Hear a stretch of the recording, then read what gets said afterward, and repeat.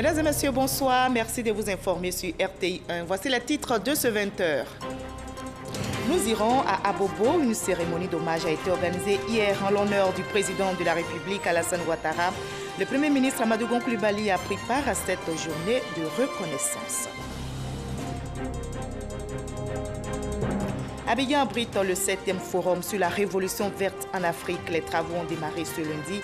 Les participants planchent sur le rôle de la recherche et de l'innovation dans le domaine agricole pour une meilleure rentabilité. Et nous nous pencherons sur le cacao Mercedes qui est à l'épreuve de l'industrialisation. Ce cacao est une nouvelle variété mise au point par le Centre national de recherche agronomique. Il a permis à la Côte d'Ivoire d'atteindre une production de près de 2 millions de tonnes. Ce lundi 4 septembre, les inscriptions à la maternelle et au CP ont démarré. Personnel administratif et parents d'élèves ont-ils répondu à l'appel? Quelle est l'affluence dans les établissements ce premier jour? Réponse dans ce 20h.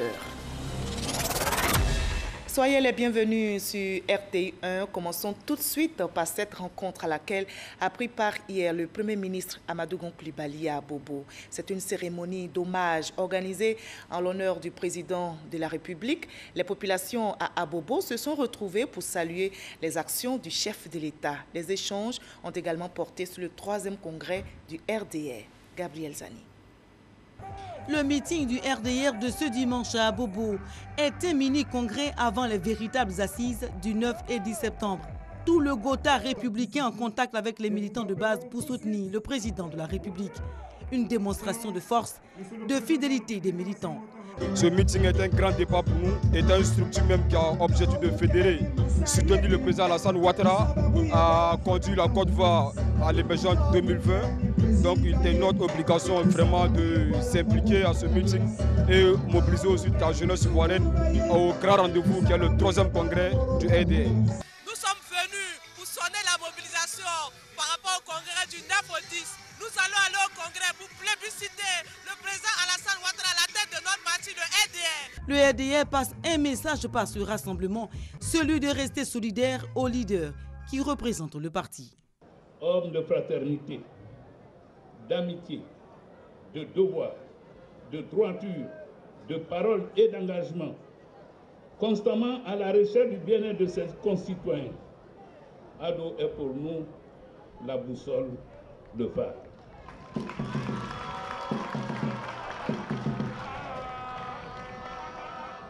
C'est au regard de tous ces hauts faits que nous sommes plus que déterminés et engagés à le soutenir dans sa quête constante de faire de la Côte d'Ivoire un pays émergent à l'horizon 2020. Adjamé, Abobo, Niama sont les 3 communes qui ont organisé ce meeting d'hommage à Alassane Ouattara. Ce sont ces communes qui vont porter la flamme de la mobilisation.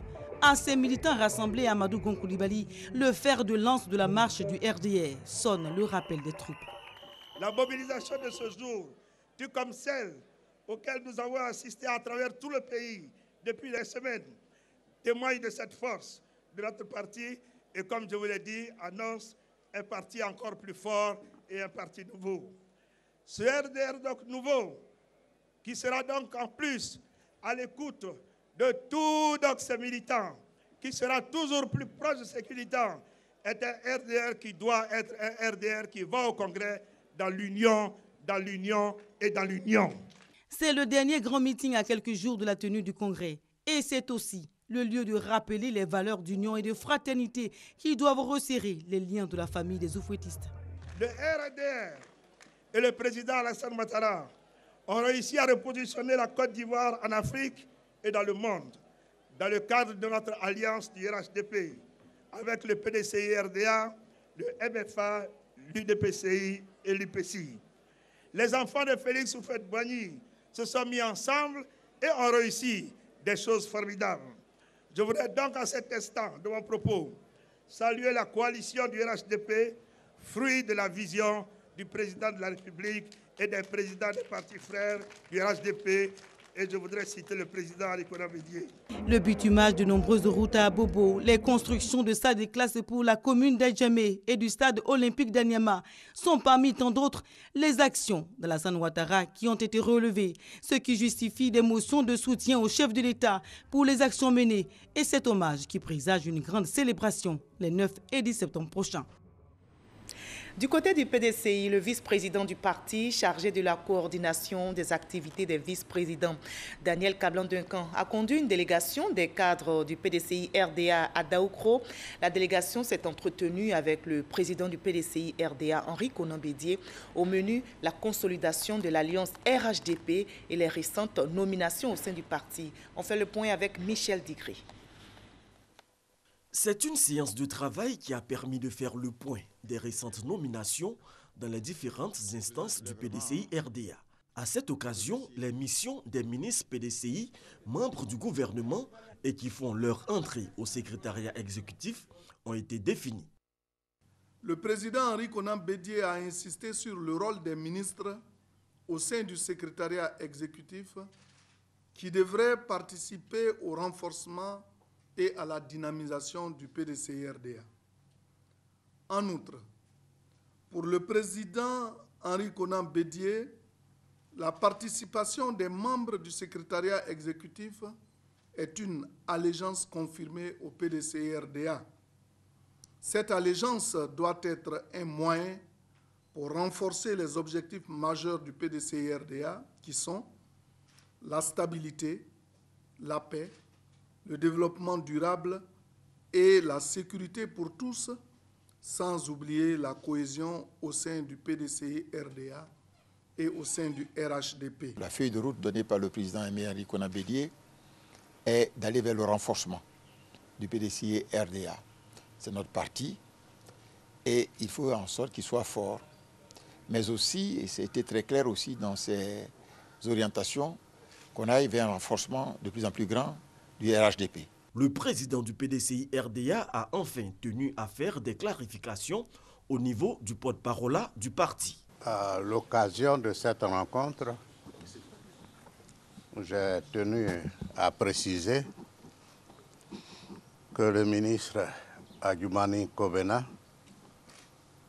demeure le porte-parole en chef des porte-paroles du PDCI. Et je vous livre ce communiqué qui vient de nous parvenir. Il émane du directeur de l'administration pénitentiaire. À la suite de l'évasion survenue le dimanche 3 septembre 2017 à la maison d'arrêt et de correction de Katiola, un décompte a été fait ce lundi 4 septembre 2017. Il en ressort que ce sont 98 détenus qui se sont évadés. Les recherches entreprises par l'administration pénitentiaire et les forces de police et de gendarmerie ont permis d'appréhender 36 des détenus en fuite. Par ailleurs, parallèlement aux enquêtes en cours, Madame le régisseur et les agents pénitentiaires qui étaient de garde sont suspendus et relevés de leurs fonctions en attendant la conclusion de l'enquête administrative. Le garde des Sceaux, ministre de la Justice et des Droits de l'Homme, rassure les populations que tous les moyens sont mis en œuvre pour appréhender les détenus toujours en fuite. Je le disais dans les titres, Abidjan abrite le 7e forum sur la révolution verte en Afrique. Les travaux ont démarré aujourd'hui et une question qui préoccupe les experts réunis à Abidjan à l'occasion de ce forum, c'est l'utilisation des engrais. Comment améliorer l'utilisation de ces engrais pour rendre l'agriculture plus productive en Afrique? Le gap aujourd'hui est de 14 kg par hectare contre 110 kg le reste du monde. On en sait plus avec Noël Niagno. Le forum sur la révolution verte en Afrique, le Labour, a commencé. Cette firme, spécialisée dans la fabrication des intrants, réfléchissent sur comment améliorer l'utilisation des engrais par les agriculteurs africains. Parce que le gap par rapport au reste du monde est énorme. Le marché Afrique subsaharienne représente environ 2% du marché mondial des engrais, avec un taux moyen à l'hectare de l'ordre de 12-13 kg. Ce qui est à peu près 10% de la moyenne mondiale. C'est beaucoup trop faible pour avoir des rendements suffisants de façon à permettre aux pays d'Afrique subsaharienne d'être autosuffisants au niveau alimentaire. Le cas de la Côte d'Ivoire, seul le secteur des cultures de rente est concerné par l'utilisation des engrais. La Côte d'Ivoire, c'est une situation intermédiaire actuellement, un peu comme le Ghana, avec encore une consommation supérieure à la moyenne régionale, mais qui a besoin d'être augmentée. Actuellement, on considère qu'environ la moitié des engrais utilisés en Afrique subsaharienne vont vers les cultures de rente. Donc vers le cacao, le café, le palmier, le tabac. Et seulement une moitié va vers les cultures vivrières type maïs, manioc, riz, etc. Ces experts ont donc jusqu'à demain mardi pour trouver les solutions idoines et aider ainsi à réduire sensiblement ce gap et rendre à l'agriculture africaine toutes ses lettres de noblesse, c'est-à-dire nourrir l'Afrique et l'éloigner définitivement du spectre de la faim. Voilà, je rappelle donc que les travaux du 7e Forum sur la révolution verte en Afrique ont démarré aujourd'hui par un panel. Les participants plaident pour la recherche. Leur intention est affichée clairement, améliorer le niveau de transformation des produits agricoles en vue d'une meilleure rentabilité. On en sait plus avec l'enseigne Bakayoko. Un forum sur la révolution verte, mais tout d'abord ce vibrant plaidoyer qui résonne comme un avertissement aux décideurs du continent africain. Sans recherche, sans innovation, l'agriculture du continent africain ne sera jamais performante, compétitive.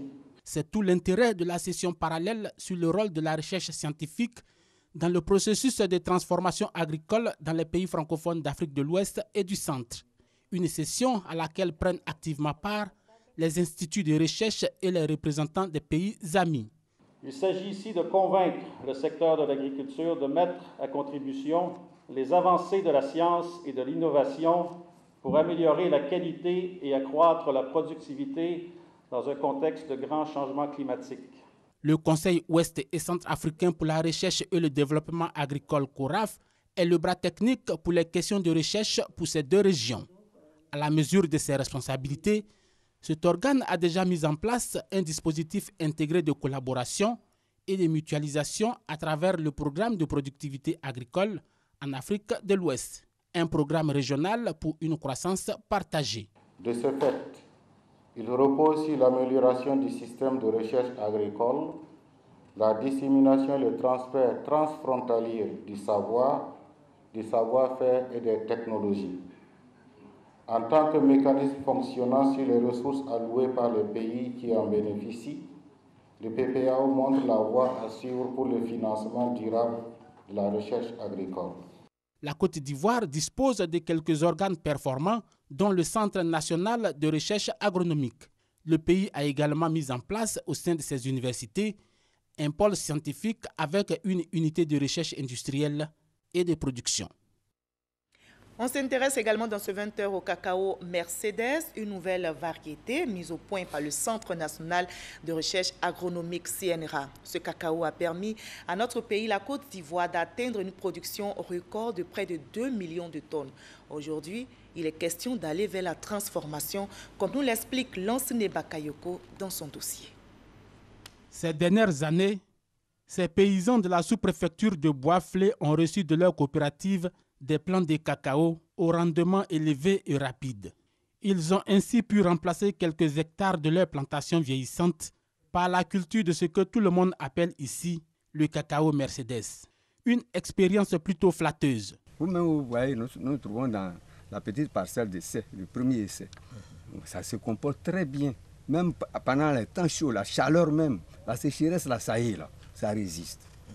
Donc, on est satisfait. Le cacao Mercedes, c'est le fruit de 15 années de travail dans les laboratoires du Centre national de recherche agronomique, CNRA. Le cacao Mercedes, c'est surtout un hybride de 2 variétés à haut potentiel. Nicodème Zakra fait partie de ces chercheurs qui ont trouvé. Un cacaoyer qui a une précocité par rapport au cacaoyer traditionnel que nous avions. Ce cacaoyer a des grosses fèves. Il a un rendement très élevé de 2 tonnes et demi à 3 tonnes, contrairement à ce que nous avions, ces cacaoyers qui avaient autour de 200 à 300 kg par hectare et par an. C'est un cacaoyer qui résiste à un certain nombre de maladies qu'on appelle par exemple les myrides. À ce stade de son expérimentation, la variété Mercedes connaît un vif succès auprès des paysans. L'Agence nationale d'appui au développement rural a fortement contribué à la vulgarisation de la nouvelle variété. Grâce à l'introduction de cette nouvelle variété et à toutes les techniques de culture, on est passé en l'espace de 3 à 4 ans de 1 300 000 tonnes de fèves de cacao à 1 800 000 tonnes en 2014. L'objectif à terme est de l'étendre à toutes les zones de production. Il s'agit d'aider au rajeunissement du verger et davantage de rendre l'activité inclusive dans un contexte de pression sur le foncier rural. Mais le vrai défi reste la transformation industrielle.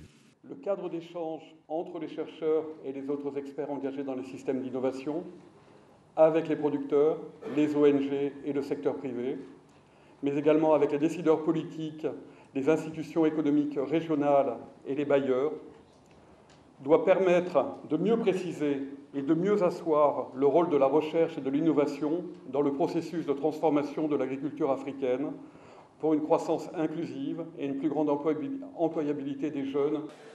Arriver à un volume de transformation minimal de 50% au niveau du cacao. Voilà l'ambition de la Côte d'Ivoire à l'horizon 2020. Le gouvernement entend conforter la compétitivité des entreprises de broyage de cacao et des autres opérateurs économiques intervenant dans les circuits de transformation de fèves. La position dominante de la région dans l'offre, associée aux accès préférentiels des marchés européens et américains, sont de grands avantages qui peuvent attirer l'investissement dans cette chaîne de valeur. Aujourd'hui, le taux de transformation du cacao oscille entre 31 et 33%. Plus qu'une ambition commerciale, la valorisation des produits liés à la principale spéculation ivoirienne devrait permettre d'accroître les revenus des producteurs et des populations rurales des zones de production, permettant ainsi de lutter contre la pauvreté. Sur le chantier de la transformation, le Centre national de recherche agronomique est très avancé. Le CNRA a mis au point la liqueur de cacao. C'est une technologie, un brevet que le CNRA a. C'est un produit d'ailleurs même très apprécié par les consommateurs. Reste maintenant pour les investisseurs à saisir la cabosse au bon afin de produire ces liqueurs à l'échelle industrielle. Un véritable jus pour l'ensemble de l'économie ivoirienne en perspective. Voilà, dossier réalisé pour vous par Lansana Bakayoko, un dossier qui a été réalisé à l'occasion du 7e forum sur la révolution verte en Afrique. Le forum se poursuit à Abidjan. Nous sommes le lundi 4 septembre. C'est aujourd'hui qu'ont démarré les inscriptions à la maternelle et au CP1. Les inscriptions se poursuivent jusqu'au 8 septembre prochain sur l'ensemble du territoire. Nos reporters ont sillonné quelques établissements scolaires ce premier jour de l'opération, mais ce n'est pas encore la grande affluence. Le constat est fait par Godefroy Okambawa et Astou Touré. Ce lundi 4 septembre marque le début des inscriptions des enfants à la maternelle et au CP1. Dans la commune de Cocody, Cité des Arts et à l'école primaire publique Château, des parents attendent pour inscrire leurs enfants. Je suis venue depuis le matin pour faire inscrire mon petit-fils. Mais jusqu'à présent, il n'y a personne. Nous sommes assis ici, on attend. On espère que l'inscription aura lieu, mais je ne sais pas pourquoi les gens ne sont pas encore venus. On attend toujours.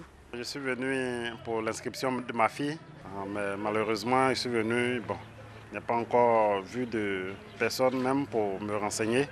Moi, je suis désolé un peu pour vraiment ce qui se passe, puisque la rentrée, c'est la semaine prochaine. Dans les communes d'Adjamé et du Trècheville, ce n'est pas la grande affluence. Les responsables d'école attendent encore les parents d'élèves. Nous avons reçu les instructions du ministère, comme quoi à partir de ce lundi, débutent les inscriptions au niveau de CP1, puis la maternelle aussi. Il n'y a pas trop d'affluence. À ce jour, nous avons 16 enfants inscrits. Le premier jour, je pense que de fil à aiguille, les parents, quand ils seront informés, ils vont venir. Voilà. On attend toujours, de toutes les façons, ils finiront par venir. Mais très souvent, ils attendent le jour de la rentrée pour venir nombreux. Or, on nous demande toujours de ne pas faire de recrutement les premiers jours de la rentrée parce qu'il faut automatiquement entrer en classe. Ces inscriptions qui prennent fin le vendredi 8 septembre prochain concernent les enfants âgés de 3 à 4 ans pour les écoles maternelles et 5 à 9 ans pour les classes de CP1. Rappelons que les inscriptions au CP1 sont gratuites. Et pendant que se déroulent les inscriptions à la maternelle et au CP1, les candidats au concours d'entrée dans les établissements d'enseignement technique et de formation professionnelle sont en composition. Les épreuves ont démarré aujourd'hui. Ils sont plus de 18 000 candidats en lice. Le secrétaire d'État chargé de l'enseignement technique et de la formation professionnelle, Touré Mamadou, a visité quelques centres d'examen. Grâce Kando. Centre de bureautique, de communication et de gestion CBCG, ce lundi 4 septembre. Jour du démarrage des concours d'entrée dans les structures de formation de l'enseignement technique et de la formation professionnelle. À l'entrée du centre, un tableau d'affichage. Certains candidats cherchent encore les références de leur salle. J'étais en voyage, je viens tout juste d'arriver. Je suis arrivée hier, je n'ai pas eu le temps de venir. Et ce matin, je suis venue voir, en même temps aller m'asseoir pour la compo. Je n'ai pas encore retrouvé la salle. J'espère retrouver la salle avant l'heure. Après 20 minutes, Mariam retrouve enfin sa salle de composition avant le lancement officiel des épreuves. L'épreuve est simple, abordable. J'ai commencé la lecture et je vois que ça peut aller pour un début. Ce n'est pas compliqué. Bon, ce sont des choses qu'on a déjà vues. C'est bon. J'espère que j'aurai une bonne note pour pouvoir valider le concours. Pour entrer dans nos structures, il y a 2 voies d'accès. Il y a la voie par orientation et les concours. On attend que les candidats donnent le meilleur d'eux-mêmes pour que nous, dans nos structures, nous puissions avoir les meilleurs élèves.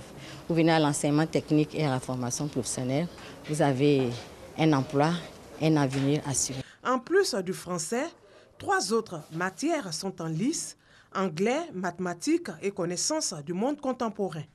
Ce sont 18 883 candidats répartis dans 61 centres qui frappent aux portes de l'enseignement technique et de la formation professionnelle. Pour s'assurer du bon déroulement des épreuves, le secrétaire d'État chargé de la formation professionnelle et de l'enseignement technique visite quelques centres. Ce sont donc des enfants qui passent des concours pour faire donc le BT, pour faire le CAP, le BEP, dans le secteur donc, de l'industrie, tertiaire, bâtiment, hôtellerie. Donc nous sommes venus nous assurer que ce concours se passe dans les meilleures conditions. Au niveau donc de la préparation, nous mettons un point d'honneur sur la lutte contre la fraude, puisque bon, le secteur privé ivoirien a besoin d'une main-d'œuvre qualifiée et cela ne peut pas s'accommoder avec la fraude. Donc je suis heureux que les élèves eux-mêmes nous disent que tout se passe dans les meilleures conditions et qu'ils ont pris une conscience, celle donc de donner le meilleur d'eux-mêmes sans recourir à la facilité, donc à la fraude. Les résultats sont attendus le 14 septembre prochain. 9000 places sont disponibles. Et les candidats au concours d'entrée dans les établissements publics de formation professionnelle de la région du Haut-Sassandra ont également composé. Mais comment les épreuves se sont-elles déroulées sur place? On fait le constat avec notre reporter Ngana Konaté. 843 candidats ont entamé ce lundi le concours d'accès aux établissements publics de la formation professionnelle à Daloa. Au CBCG, seul au centre de composition dans la région du Haut-Sassandra, les candidats ont été invités à la vigilance afin d'éviter les tricheries. Je voulais vous rappeler que nous sommes en train de rentrer dans l'émergence et on a besoin de citoyens honnêtes, sérieux. Donc les tricheries, les bavardages, les portables, tout ça, on ne doit pas voir ça. Pour ce premier jour de composition, les candidats ont débuté par la technique d'expression. Ce matin, nous avons débuté par l'épreuve de technique d'expression dont le thème nous parle de développer ses potentialités, bâtir le succès.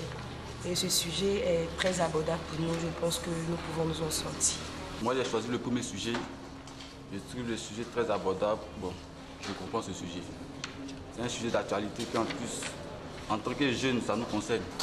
À l'issue de la proclamation des résultats prévue le 14 septembre prochain, les candidats déclarés admis pourront s'inscrire dans les établissements de formation professionnelle pour y préparer le BTS ou le certificat d'aptitude professionnelle.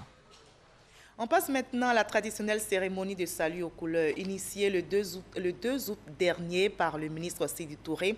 Et ce lundi matin, l'INFAS, l'Institut national de formation des agents de santé, a honoré le rendez-vous. L'objectif du salut aux couleurs est de faire la promotion du civisme et de l'excellence. Patricia Omouetia.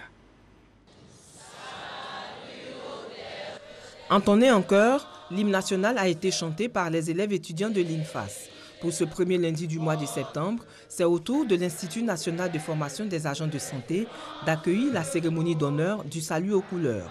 L'objectif est de faire la promotion du civisme et de l'ivoirien nouveau. Nos aînés nous ont laissé un héritage assez riche qui est l'hymne national. Sa lecture nous fait transparaître l'essentiel de nos devoirs par rapport à nos voisins, par rapport à notre entourage, par rapport à notre pays.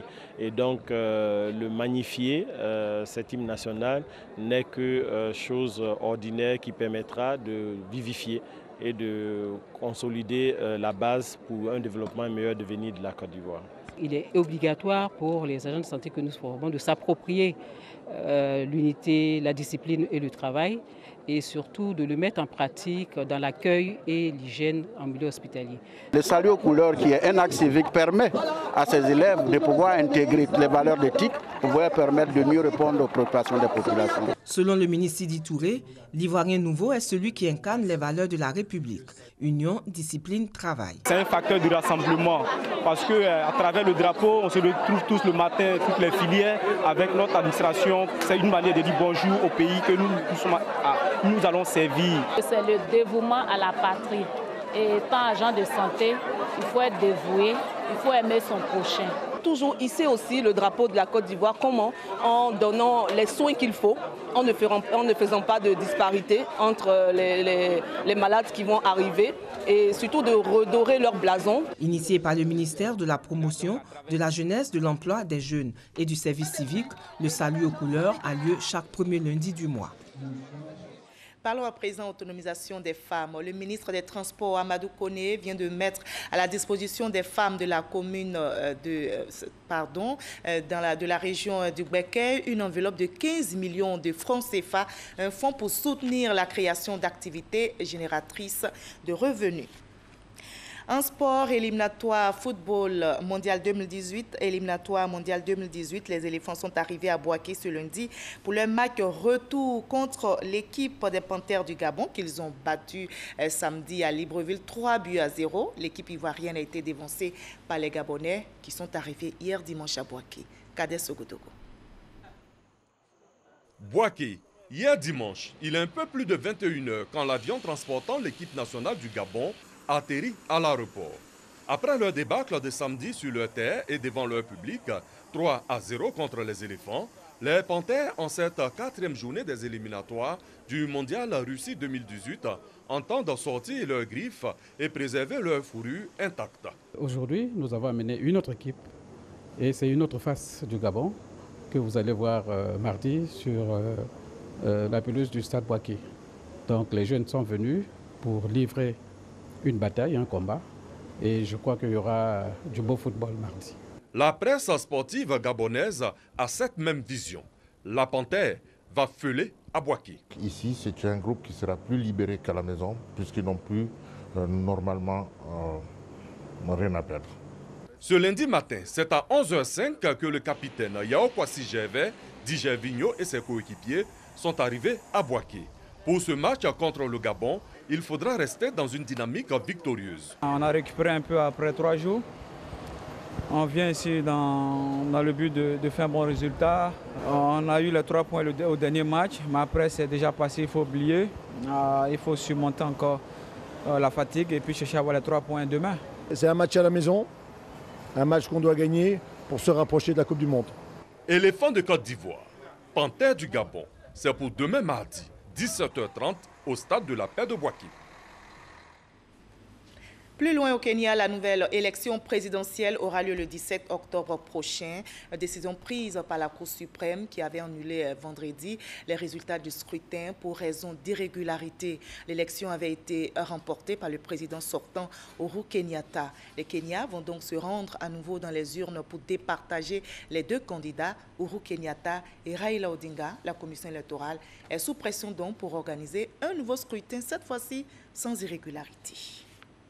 En Angola, alors que la Commission nationale électorale se prépare à proclamer mercredi les résultats définitifs des élections générales, l'opposition réclame un recomptage des voix. Elle juge le processus électoral inconstitutionnel et illégal. Les chefs de l'opposition menacent de recourir aux autres moyens de lutte prévus par la Constitution si leurs exigences ne sont pas satisfaites.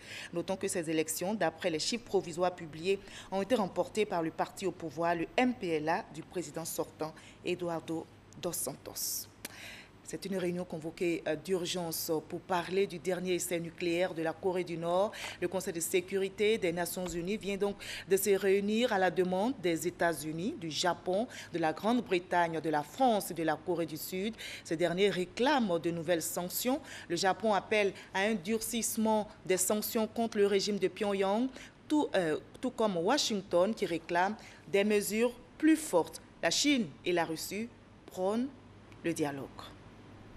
Fin de ce 20h. Merci à vous tous de votre aimable attention et très belle soirée sur RTI1.